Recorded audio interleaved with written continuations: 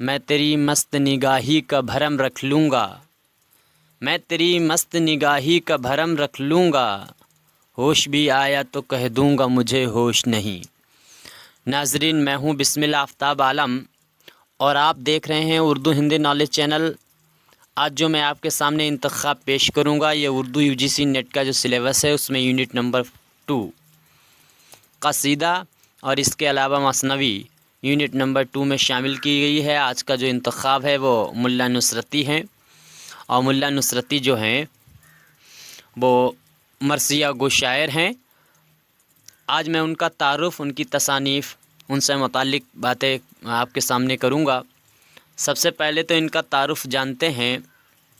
ملا نصرتی جو ہیں، نصرتی کا اصل نام محمد نصرت تھا اور ملا نصرتی کے نام سے یہ مشہور ہوئے۔ اس کے بعد میں انہوں نے نصرتی ہی اپنا تخلص استعمال کیا۔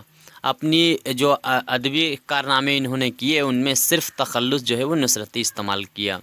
اچھا، نصرتی کا جو آبائی پیشہ تھا وہ سپہ گری تھا، یعنی ان کے والد، اور پھر یہ جو عادل شاہی دور تھا اس دور میں ان کا خاندان جو ہے وہ وہاں جو ان کی فوج تھی اس میں شامل تھے۔ اس کے بعد میں نصرتی جو ہیں انہوں نے عادل شاہی عہد میں 3 بادشاہوں کا زمانہ دیکھا تھا، محمد عادل شاہ، اور اس کے بعد میں علی عادل شاہ ثانی اور سکندر عادل شاہ۔ ان 3 بادشاہوں کا دور دیکھا، جس میں سے نصرتی کی جو نشو و نما ہے وہ محمد عادل شاہ کے عہد میں ہوئی، اس بات کو یاد رکھنا۔ اور نصرتی جو ہیں ان کے بچپن کا جو دوست تھا وہ علی عادل شاہ ثانی تھا، یعنی علی عادل شاہ ثانی جو ہے وہ نصرتی کا دوست تھا بچپن کا، اور ان کی نشو و نما جو ہے وہ محمد عادل شاہ کے عہد میں ہوئی۔ اور جو بعد میں جب وہ بادشاہ بنا علی عادل شاہ ثانی ان کا دوست، تو اسی کے درباری شاعر بھی نصرتی بنے۔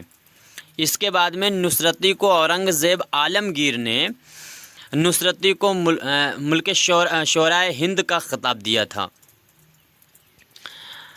یہ یاد رکھنا ان کو دیا کس نے تھا یہ خطاب، اور کون سا خطاب دیا تھا؟ ملک شورائے ہند کا دیا گیا تھا، ملک شورا نہیں دیا گیا۔ ملک شورا الگ چیز ہے، ملک شورائے ہند آگے اگر لگا ہوا۔ اب ملک شورا کا خطاب کئی اور شاعروں کو بھی حاصل ہوا۔ نصرتی جو ہیں ان کو اورنگزیب عالمگیر نے یہ خطاب دیا تھا۔ اس کے بعد میں نصرتی کسی کو بھی خاطر میں نہ لاتا تھا، یعنی کسی کی بھی اپنے سامنے کچھ نہ سمجھنا اور اپنی شاعری میں ہجو کہہ کر ہجو کہتے ہیں کہ ایک طرح کی طنزیہ شاعری تھی، کھلی ہوئی طنزیہ شاعری نام لے کر کہہ دینا، ذلیل کرتا تھا اپنی شاعری میں اس وقت کے جو بادشاہ تھے انہیں، یا اس وقت کے جو زاہد مولانا تھے ان لوگوں کو۔ اسی وجہ سے ان کے اتنے دشمن تیار ہو گئے، آخر کار نصرتی جو ہیں آخر میں حاسدوں کے ہاتھوں سے قتل ہو گئے، ان کو قتل کر دیا گیا۔ اس کے بعد میں ایک کتاب ہے نصرتی شہدا ہے، تو یہ اس کتاب سے ان کی تاریخ وفات کسی ادیب نے نکالی ہے، اس کا نام مجھے نہیں پتہ، اگر آپ کسی کو پتہ ہو تو ضرور کمنٹ کر کے بتائیں۔ نصرتی کے حالات زندگی اور کام پر مولوی عبدالحق صاحب نے ایک مبسوط کتاب مرتب کی ہے۔ اب اس کے بعد میں اگر آپ کو بہت زیادہ جانکاری چاہیے نصرتی کے بارے میں تو مولوی عبدالحق کی کتاب کو پڑھا جا سکتا ہے۔ اس کے بعد میں ان کی جو مثنویہ ہیں، نصرتی کی جو تصانیف ہیں ان پہ بات کریں۔ نصرتی نے 3 مثنویاں اور 1 دیوان لکھا ہے۔ سب سے پہلے تو ان کی مثنوی ہے گلشن عشق، یہ 1657 میں لکھی گئی اور 1068 ہجری میں۔